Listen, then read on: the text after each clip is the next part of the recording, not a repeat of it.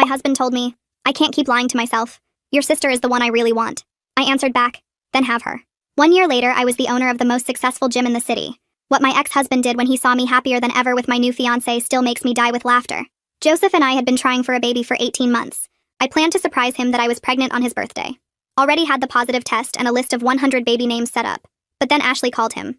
My younger sister, the fitness influencer with the perfect body and a bachelor's degree, whose bikini pics Joseph double-tapped daily, while I still dressed up every night begging him for the same attention. I want to talk about something, Joseph said, still scrolling through Netflix. Me and Ashley talked. She's more equipped for what I want from life. 7 years of working overtime to pay for his community college, ruining my body with IVF treatments, everything. He was tossing into the garbage because my own sister sweet-talked in his ear. Then have her, I found myself saying through tears. He looked up from the TV. Wait, you're just okay with it? Do you even love me? I do love you, but clearly my love isn't enough. So just take your things and go. He left to meet Ashley at a photo shoot that same evening. Came back to get his things the next morning. Her hair tie was on his wrist, her lipstick still on his neck. He smelled like her. We slept in separate beds. He lied right to me. What Joseph didn't know was I'd already been suspicious. Ashley opened up to him more than her own friends. Always invited him to come work out. Hired him as a replacement photographer for one of her shoots. My mom called me exactly 24 hours later. Did you hear? Joseph and Ashley are finally together. Aren't you just delighted for them? Our 7 years of marriage was worth nothing. A couple of flirty attempts from Ashley, and all of a sudden everyone's calling them the best thing that happened to this family. I'm sure you'll meet someone new, sweetie. Ashley's just hard to compete with. I was so close to punching them, to telling them about the baby. Instead, I ended the call and focused on my pregnancy. I miscarried 3 weeks later. Doctors said it was stress and improper fusion. I was at rock bottom. That Monday, I drove past a gym on my way home from work. The sign on the front door said, "Cleanup crew hiring. No qualifications needed."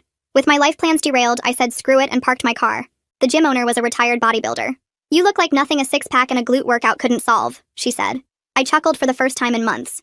I got the job, and up in that weight room, nothing else mattered. Just me and the barbell. Not Joseph, Ashley, not my parents celebrating their engagement. I came home one day to Ashley helping Joseph clear out the last of his stuff. "You're sweaty," Ashley commented, handing me a napkin.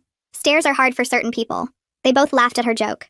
I didn't say a word, just went to change as they loaded things into their car. The gym became my outlet. What I saved, I spent on protein supplements and workout clothes that made me feel slay. The gym owner noticed I hit my goal weight and decided to pay for my qualification. Within 8 months, I had my personal training license.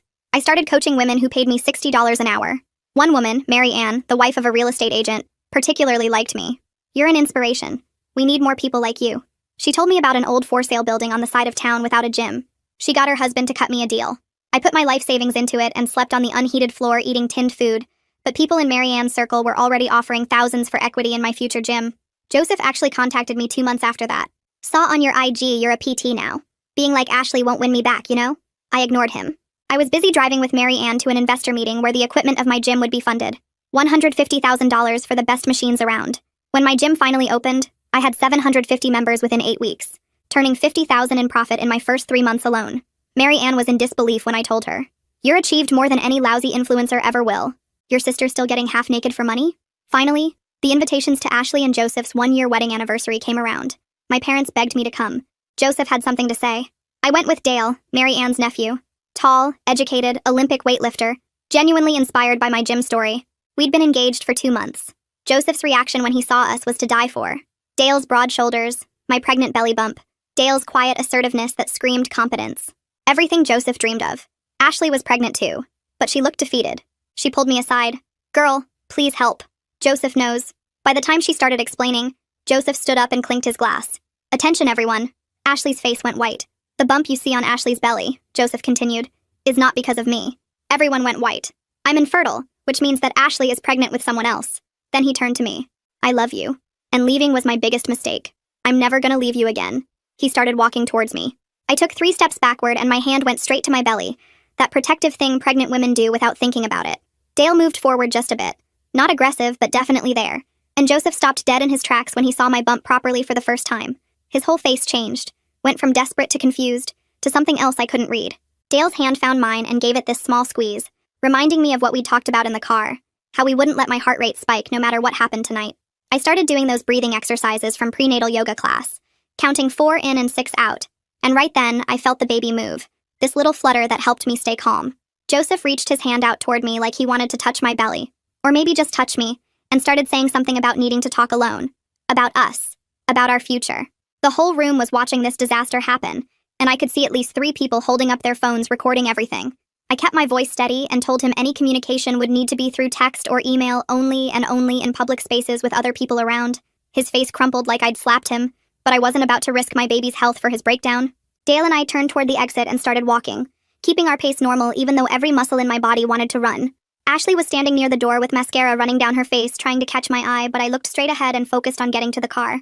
My breathing stayed steady even with all the chaos behind us. People whispering and gasping and probably posting everything online already.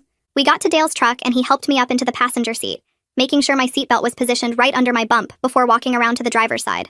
The drive home was quiet, except for the radio playing some old rock station Dale liked, neither of us talking about what just happened. Once we got home, I grabbed my laptop and started typing everything out while it was still fresh, making a timeline of who said what and when, documenting everything in case we needed it later. Dale made chamomile tea without me asking, bringing it over in my favorite mug, the one with the gym's logo on it. He kept things light, talking about tomorrow's schedule at the gym, which trainers were covering which classes, normal stuff that had nothing to do with the disaster we'd just witnessed. I went to bed early but couldn't sleep much, kept thinking about everything that happened and what might come next. First thing in the morning, I called my OB's office and explained what happened at the party, how stressful it had been. The receptionist got me in with the doctor that same afternoon, and she checked everything, said the baby looked fine, but gave me a list of warning signs to watch for. She also suggested I might want to limit stressful situations for the next few weeks, which almost made me laugh considering my whole family was a stressful situation. I drove to the gym after the appointment and could tell immediately that everyone already knew what happened. Members were huddled in little groups near the water fountain, and the front desk staff looked up at me with these worried faces. I called a quick staff meeting in the break room and told everyone we needed to handle any questions professionally, that our members came here to work out, not to gossip. My team nodded, and I could see they had my back, which made me feel better than I had in days. I was going over membership numbers in my office when my phone rang, and Mom's name popped up on the screen. She started right in about how I should hear Joseph out for the family's sake, how this was all a misunderstanding that could be fixed if I just tried. I told her calmly that I had to go and hung up, not letting her guilt trip work on me anymore. That evening after the gym closed, I sat at my desk and typed out a text to Joseph, keeping it simple and clear.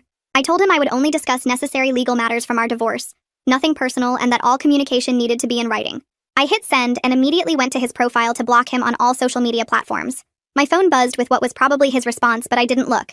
Just turned it face down and went to find Dale, who was cleaning up the weight room. He looked up when I walked in and didn't say anything, just opened his arms so I could lean against him for a minute. Tomorrow would bring more drama, more calls, more people trying to convince me to do something I didn't want to do. But tonight I had my gym, my business that I'd built from nothing, and Dale, who understood that sometimes the best support was just being there without trying to fix everything. The next morning, Dale called his buddy who worked at a financial planning firm and got us an appointment for that afternoon. We sat in the office going through every single account I had, making sure Joseph's name wasn't on anything from our marriage days. The advisor pulled up old bank records and found 2 joint accounts I'd forgotten about from years ago, one with $12 in it and another with $43. We closed them both right there and opened new ones with just my name, then went through my business accounts line by line. Dale took notes while the advisor listed every possible way Joseph could try to claim part of my gym, writing down dates and amounts and creating a paper trail showing everything was funded after our separation. My phone buzzed while we were signing papers, and Ashley's name popped up on Instagram with a message request. She wanted to talk woman to woman about everything that happened at the party. I took a screenshot of the message for my records but didn't open it, just tucked my phone away and focused on the financial documents. That afternoon, I went back to the gym and pulled up our class schedule on my computer. I added 3 extra prenatal yoga slots for myself each week and sent a message to my staff letting them know I might need coverage if the pregnancy made me tired. Within minutes, my team was responding with offers to cover any class I needed, reminding me they had my back no matter what. The next day, while I was checking our social media accounts, I noticed we were getting tagged in tons of posts.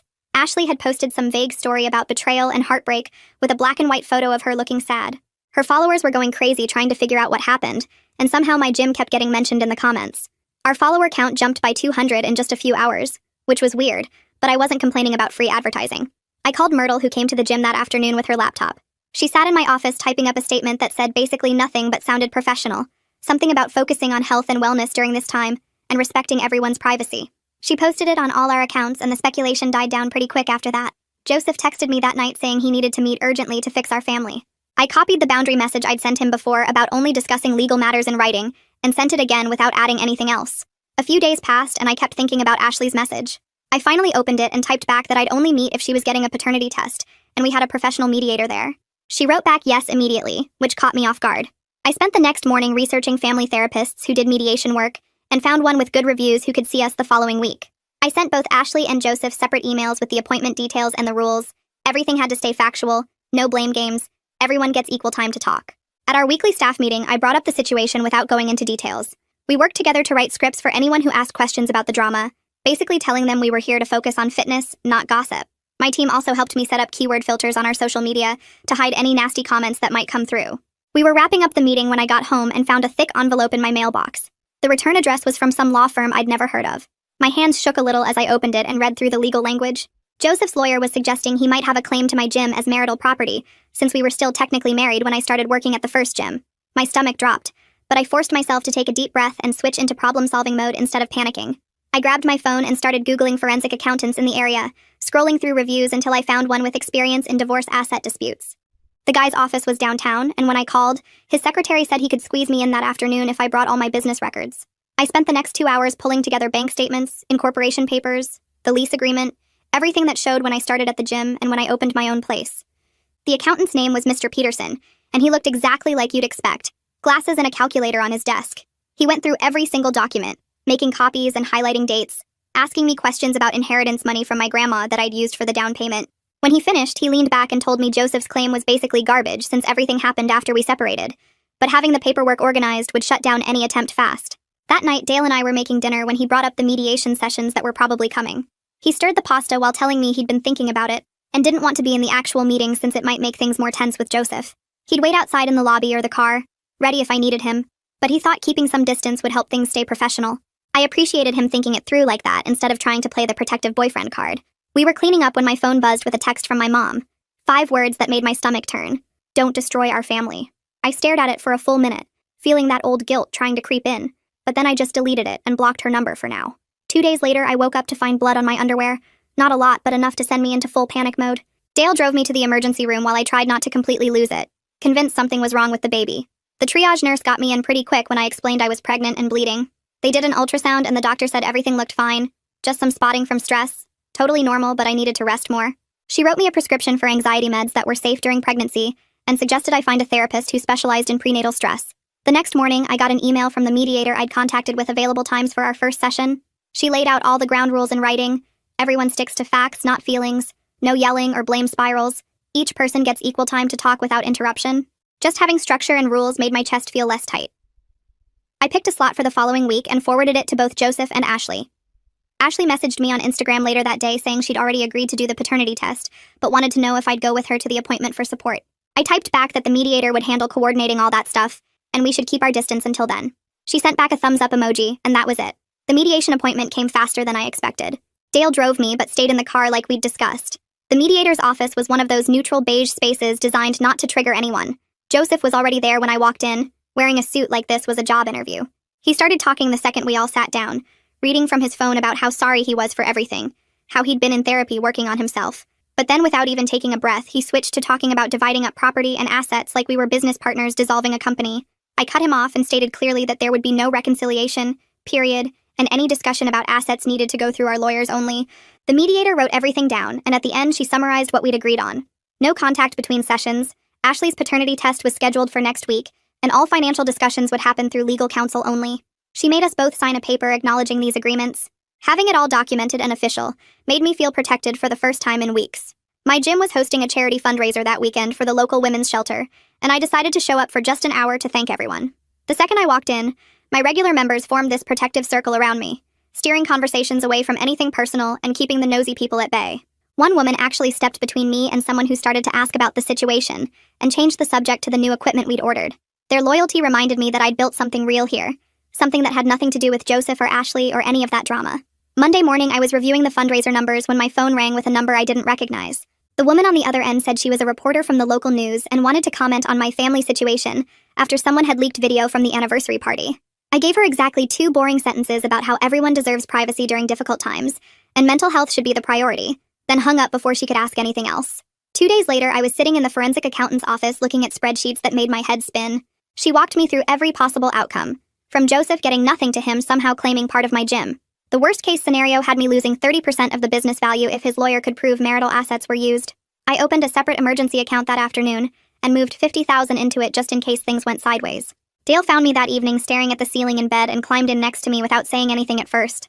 Then he cleared his throat and told me he'd been thinking about us and the wedding we'd been planning. He was worried people would always compare him to Joseph, that he'd never be seen as his own person in my life. We talked for 2 hours about slowing everything down until the legal mess was over. The next morning, I drove myself to my first prenatal class at the hospital. The instructor was this tiny woman who'd delivered 5 kids herself, and she spent the whole hour teaching us breathing techniques. She kept saying we needed to advocate for ourselves during delivery, and not just go along with whatever the doctors suggested. I practiced the breathing exercises while she talked about birth plans and pain management options. Every woman there looked just as nervous as me, but by the end we were all breathing together like some weird choir. 3 days passed before the next mediation session where Ashley finally broke down crying. She admitted through tears that the father was Edwin Wyatt, this photographer she'd worked with on multiple shoots over the past year. The mediator wrote down his full name and contact information while Ashley stared at her hands looking completely defeated. She said Edwin knew about the baby, but hadn't decided what he wanted to do yet. The mediator promised to reach out to him within the week to discuss paternity testing and potential co-parenting arrangements. I watched Ashley shrink into her chair as the reality of her situation hit her all over again. Later that week, the mediator called to update me that Edwin had agreed to cooperate with everything. He'd already scheduled his paternity test and was willing to discuss custody arrangements once the results came back. The mediator said he seemed relieved to have someone neutral handling the situation instead of dealing directly with Ashley. A thick envelope arrived from Joseph's therapist through the mediator's office the following Monday.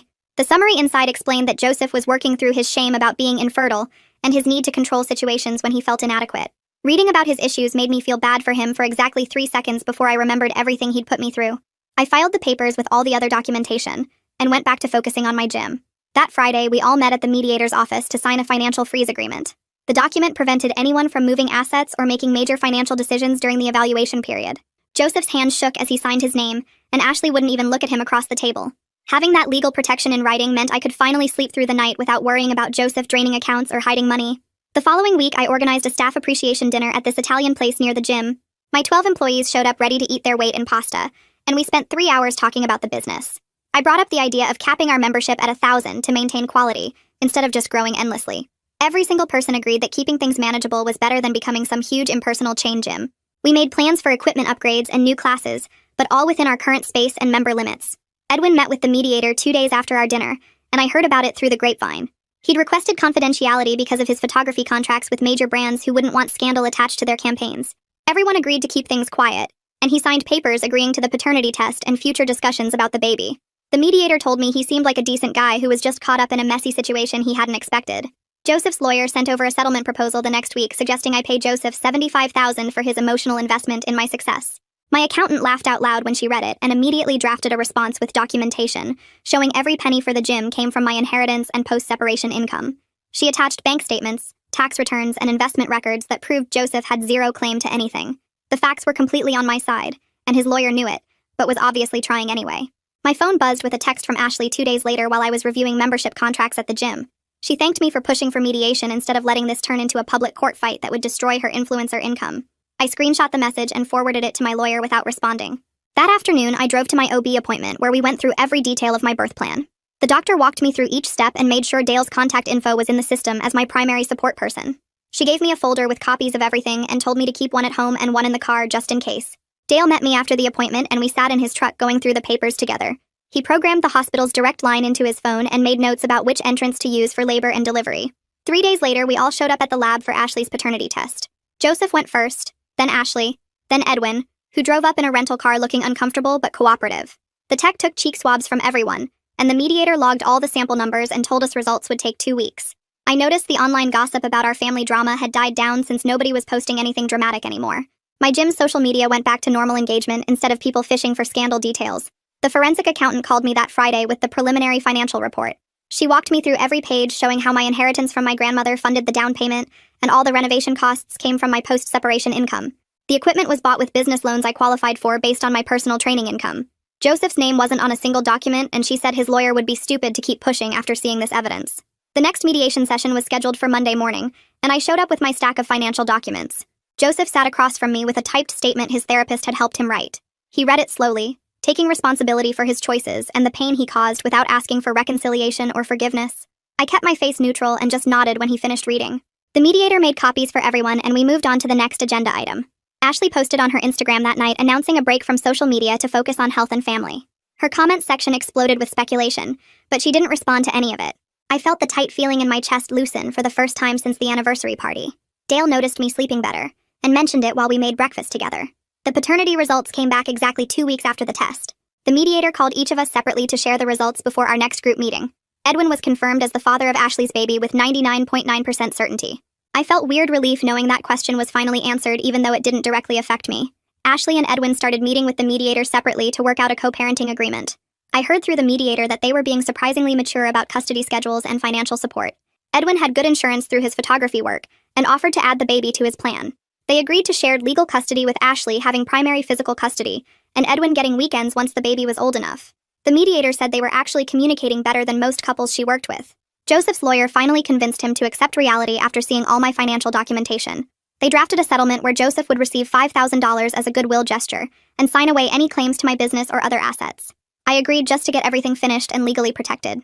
We met at the mediator's office on a Thursday afternoon to sign the final papers. Joseph's signature was shaky, but he signed every page without complaining. The mediator notarized everything and gave us each certified copies. That knot in my chest that had been there for months finally disappeared completely. I went back to my normal routine at the gym and focused on growing the baby.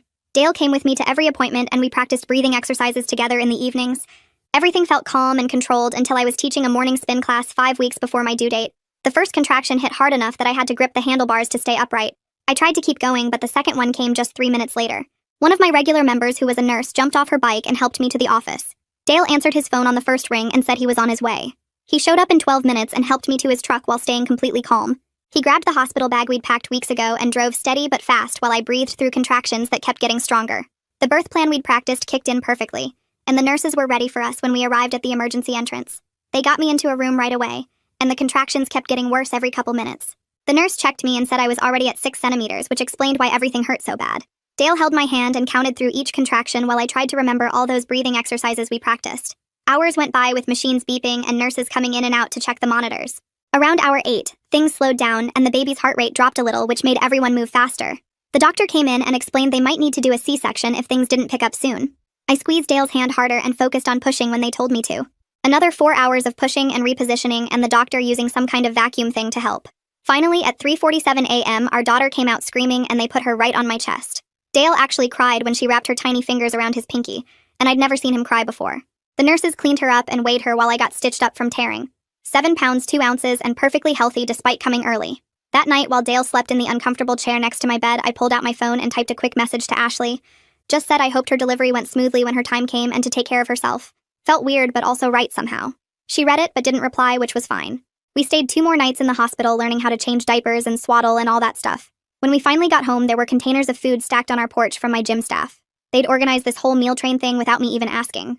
Casseroles and soups and salads all labeled with heating instructions. I texted my assistant manager the passwords for the scheduling system and told her to handle everything for the next 2 weeks. She sent back a thumbs up and told me not to worry about anything. 3 weeks later, we had to go to the final mediation session, which I really didn't want to do with a newborn, but it needed to happen. Dale stayed in the waiting room with the baby while I went in. Joseph looked different somehow. Calmer, maybe. He told the mediator about starting therapy twice a week and enrolling in some technical training program for HVAC certification. The divorce papers were all ready, and he signed everything without arguing. When it was done, I felt this weird lightness in my chest. 2 months after that, Ashley had her baby and sent me one photo of a tiny boy wrapped in a blue blanket. The message just said thanks for suggesting mediation instead of court battles. We weren't going to be friends or anything, but at least we weren't enemies. I started bringing the baby to the gym for the early morning members-only sessions since there was a quiet room I could use for nursing. The business kept running smooth with my team handling most of the daily stuff while I checked in remotely. My parents called asking to visit and I gave them clear rules. 2 hours max, no talking about Joseph or Ashley, just focus on meeting their granddaughter. They actually showed up on time and followed every rule, which surprised me. Mom held the baby and talked about her knitting projects while Dad took about 50 photos. When their 2 hours were up, they left without arguing. That weekend, Dale and I sat on the floor surrounded by baby clothes we'd gotten as gifts. He mentioned maybe we should think about getting married next year or whenever felt right. No rush, no pressure, just 2 people building something real together. We both knew we had time to figure it out. Appreciate you hanging out with me through all this. I've still got a ton of questions, but hey, that's just how my brain works. I'll see you around next time. If you made it to the end, drop a comment. I love reading all your comments.